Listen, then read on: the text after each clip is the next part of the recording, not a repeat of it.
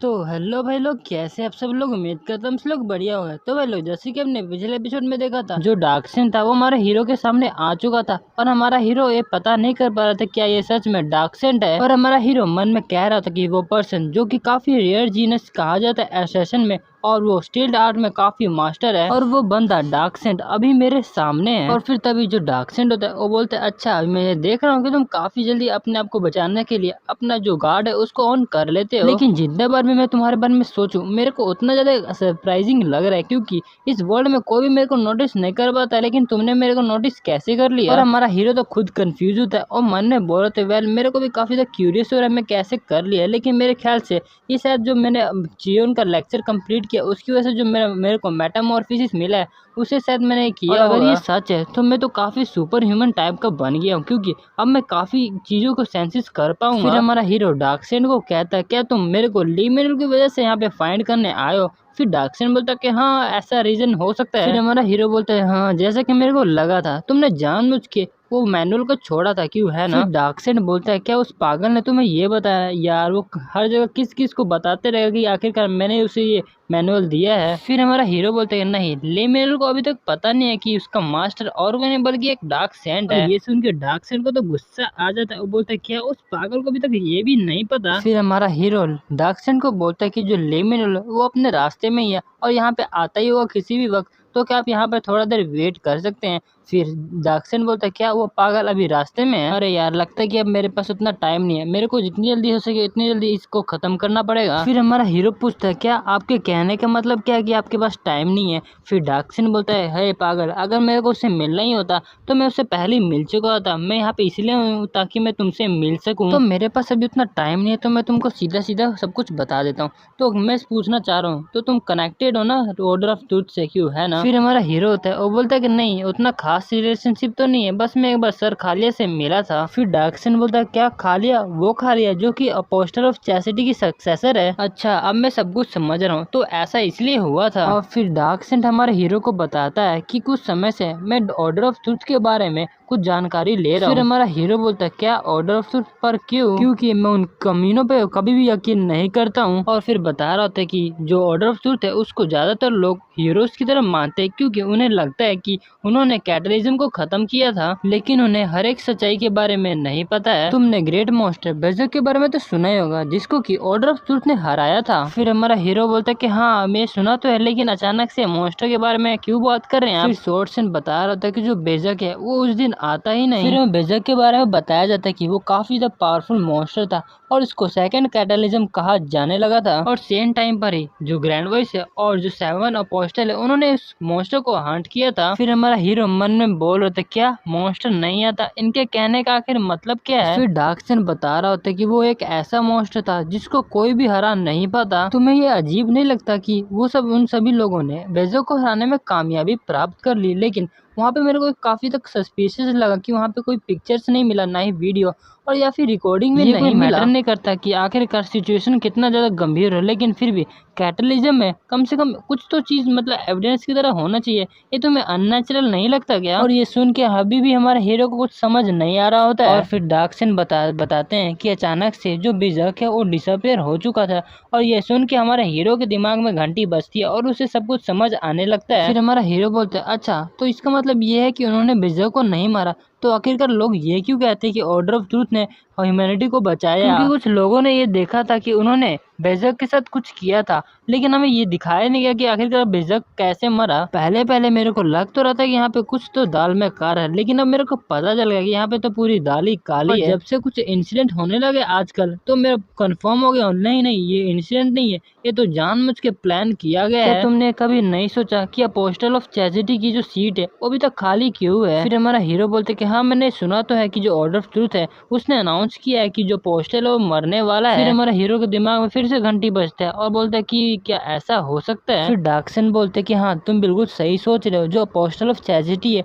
वो अचानक से गायब हो चुका है, जैसे कि पहले बहुत साल हुआ था कि जो बेजक मॉन्स्टर था वो भी अचानक से गायब हो चुका था। और डार्कसेन बोल रहा था कि वो मर गया, वो भी बूढ़े के कारण। क्या ये मजाक चल रहा है। जो सेवन अपोस्टल है वो सभी लोग एक साथ में रहते हैं, लेकिन तुमने कभी ये नहीं सोचा कि जो पोस्टल ऑफ चैरिटी है वो अचानक से कैसे बुढ़ापे के कारण मर रहे हैं। ये तुम्हें लगता है कि कहीं से सेंस बनाता है। ये डिजर्क मॉन्स्टर और अपोस्टल ऑफ चैरिटी के बीच में कुछ तो रिलेशन है। इसी वजह से मैं ऑर्डर ऑफ ट्रुथ के पीछे जांच किया होता कि आखिरकार इन दोनों में कनेक्शन क्या है। और सबसे पहले तो ये जो ऑर्डर ऑफ ट्रुथ है वो मेरे को मारना चाह रहे थे, इसी वजह से क्योंकि मैं उनकी इन्वेस्टिगेशन कर रहा था। और दूसरा तो ये कि जो 10 स्टार डंजन ब्रेक हुआ था हाल ही में, और वो और किसी ने नहीं बल्कि ऑर्डर ऑफ ट्रुथ ने करवाया था। और इसका रीजन पता है कि तुम्हारी वजह से करवाया गया था। और स्वॉर्ड सेंट की बात को हमारा हीरो कुछ समझ नहीं पा रहा होता है। और फिर हमारा हीरो डार्क सेंट से पूछता है लेकिन फिर ऑर्डर ऑफ ट्रुथ ने ऐसा मेरी वजह से क्यों किया। डार्क सेंट बोलते इसका एग्जैक्ट रीजन तो मेरे को भी नहीं पता, लेकिन एक बात तो कंफर्म है कि जो ऑर्डर ऑफ ट्रुथ है वो तुम्हारे ऊपर नजर बना के रखा हुआ है। फिर हमारा हीरो बोलता है लेकिन ये सब आप मेरे को क्यों बता रहे हैं। फिर डार्क सेंट बोलता है मैं यहाँ पे तुमसे एक फेवर मांगने के लिए आया हूँ, क्या तुम उस पागल की मेरी तरफ से देखभाल करोगे। गाइस ये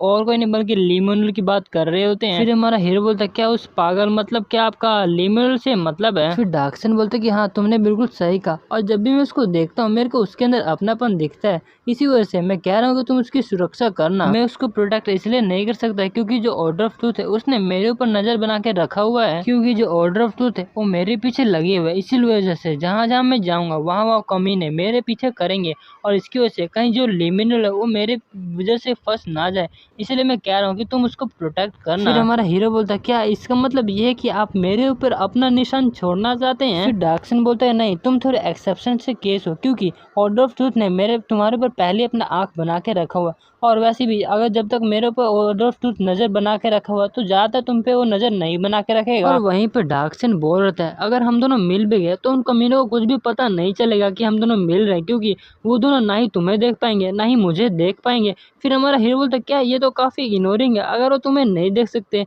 तो मुझे क्यों नहीं देख सकते हैं। डार्क सेंट बोलता है मेरे को कोई भी आइडिया नहीं है गाइस, देखने से मतलब है मेरा कि उनको फील नहीं होगा कुछ भी हमारे हीरो के बारे में। डार्क सेंट बता रहे थे कि मैं अपने स्टेप्स की मदद से छुप सकता हूँ जिससे कि किसी को भी मेरे एग्जिस्टेंस के बारे में पता नहीं लगेगा, लेकिन मुझे ये नहीं पता कि आखिरकार तुम कैसे छुप पाते हो, ये मेरे को नहीं पता चल रहा है। फिर हमारा हीरो होता है वो मन में बोल रहा है क्या ऐसा हो सकता है क्योंकि जो ट्रांसजेंडर अकेडमी है उसके पास मेरे बारे में कोई भी इन्फॉर्मेशन नहीं है। फिर डार्क सेंट बोलता है कि अब मेरे पास टाइम नहीं बचा, और फिर अपने कुछ पॉकेट से निकालने लगता है। हम देखते हैं कि वो एक दूसरा मैनुअल होता है जो कि बोल रहा था कि उस पागल को दे देना। और फिर डार्क सेंट हमारे हीरो को बता रहा था जैसे कि तुम्हें पता ही है कि मैं काफी जल्दी हूँ, इसी वजह से मैंने बस एक डैगर आर्ट और स्टील आर्ट के बारे में रिकॉर्ड किया था, और इसमें थोड़ा डिटेल में इन्फॉर्मेशन है जो कि तुम उस पागल को दे देना। फिर हमारा हीरो बोलता है कि आप मेरे पे इतना ट्रस्ट कैसे कर रहे हैं कि क्या मैं इसको चोरी नहीं कर सकता। और वहीं पे डार्क सेंट बता रहे थे कि मैं किसी भी पीपल के बीच में इंटरफेयर नहीं करता जो कि अपने आसपास नहीं देखते।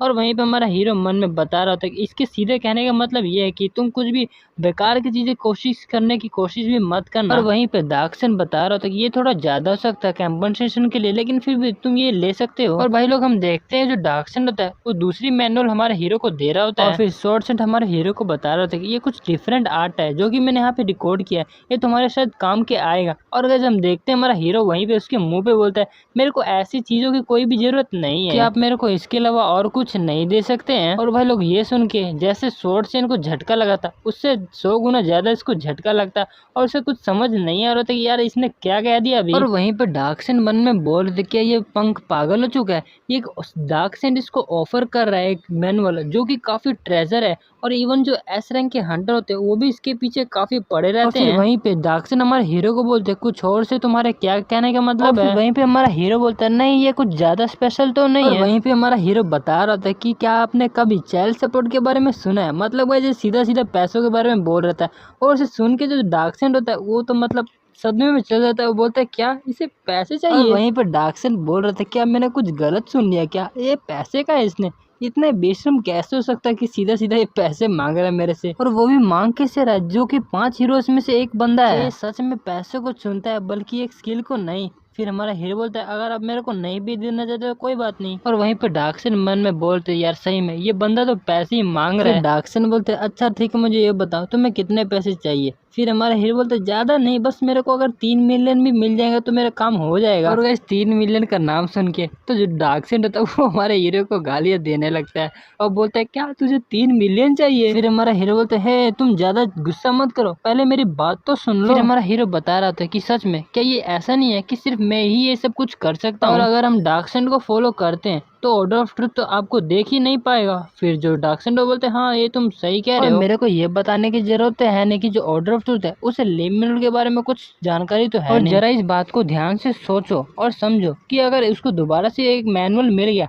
तो वो ये तो सोचेगा ना कि उसको इस मास्टर ने दिया है, थोड़ा तो सस्पिशियस हो ही जाएगा। डार्कसेंड बोलता है कि हाँ तुम वैसे सही बोल रहे हो। और फिर हमारा हीरो बोलता है ऑफ कोर्स आप उसको एक बार तो दे सकते हैं, 2 बार भी दे सकते हैं, लेकिन आप उसको बार बार तो जाके नहीं दे सकते हैं ना। और इसी वजह से आप उसको बुक देना तो बंद नहीं करोगे ना। और वैसे भी वही बंदा है जिसने कि डार्कसेंड की जो जान है वो बचाई है। और आपको वैसे भी लिमिनल की पर्सनैलिटी के बारे में तो पता ही है, अगर कोई इसको ऐसे ही छोड़ देता है तो दोबारा से जाएगा पहाड़ों पे और अपनी प्रैक्टिस करने लगेगा। और इसकी बात ऐसे सुन के जो डार्कसेंड होता है वो बोलता है अच्छा अच्छा भाई मैं समझ रहा हूँ। और सबसे बड़ी बात तो ये है कि मैं अपनी जान को मुश्किल में डाल के आपका जो मदद है वो कर रहा हूँ। भले ही वो आपके एक्शन के बारे में ना पता कर पाए लेकिन वो मेरे एक्शन के बारे में पता तो कर लेंगे। अगर मैं ऐसे ही करते रहा तो मेरे ऊपर काफी सस्पिशियस हो जाएंगे। और इसी वजह से मैं ये बिलीव करता हूँ कि कम से कम मेरे को 3 मिलियन तो मिलना ही चाहिए। डार्कसेंड वहाँ पे जाने लगता है, वो बोलता अच्छा अच्छा भाई मैं समझ चुका हूँ, तो 3 मिलियन तेरे लिए काफी होगा क्यों, है ना।